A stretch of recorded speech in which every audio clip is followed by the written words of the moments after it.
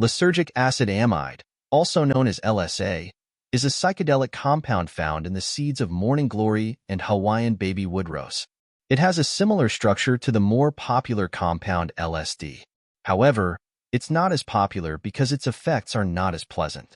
LSA can have similar psychedelic effects to LSD, but these are typically less pronounced. What is more commonly reported is a sedated, dreamlike state. LSA also has much more severe side effects than LSD, which can include nausea and muscle cramps. This has caused LSA to have a relatively small number of users. Users of LSA have developed myths about ways to prepare LSA-containing seeds to maximize positive effects, such as visuals and euphoria, and minimize negative effects, such as nausea. These myths include: removing the shells reduces unpleasant effects, allowing the seeds to germinate increases visual effects, and extracting LSA from the seeds will reduce nausea, but also reduce potency.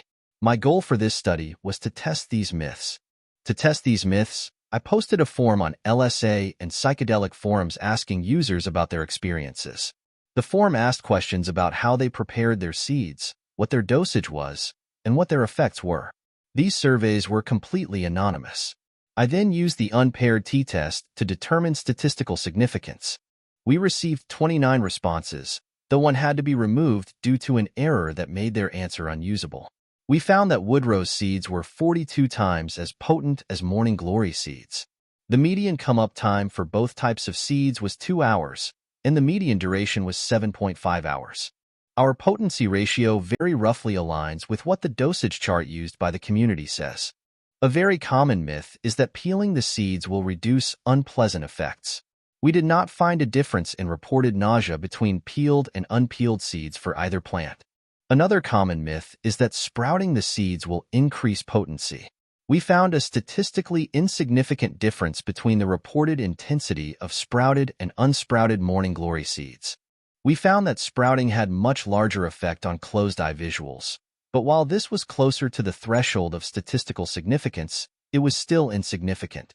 It's also worth mentioning that people sprout the seeds expecting it to make their experience more visual, so this could be the result of the placebo effect. This is still an interesting result, however.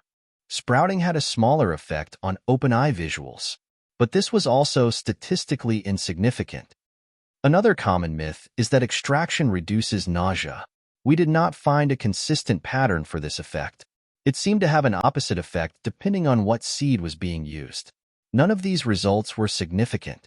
We also did not find a statistically significant effect of extraction on intensity.